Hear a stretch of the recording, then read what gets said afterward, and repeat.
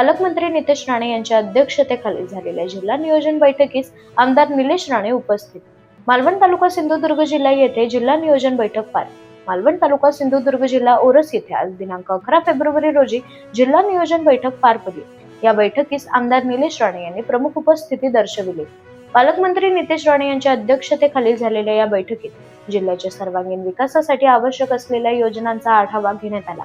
प्रलंबित प्रश्न, पायाभूत सुविधांची उभारणी, नागरिकांना भेडसावणाऱ्या अडचणी तसेच आगामी विकास आराखड्यांवर सविस्तर चर्चा करून प्रभावी अंमलबजावणीसाठी दिशा निश्चित करण्यात आली. या बैठकीस माजी मंत्री व आमदार दीपक केसरकर, आमदार ज्ञानेश्वर म्हात्रे, जिल्हाधिकारी तृप्ती धोडमिसे, जिल्हा परिषद मुख्य कार्यकारी अधिकारी रवींद्र खेबुडकर, पोलीस अधीक्षक मोहन दहिकर, जिल्हा नियोजन अधिकारी यशवंत बुधावले, अपर जिल्हाधिकारी शुभांगी साठे तसेच विविध विभागांचे वरिष्ठ अधिकारी उपस्थित होते.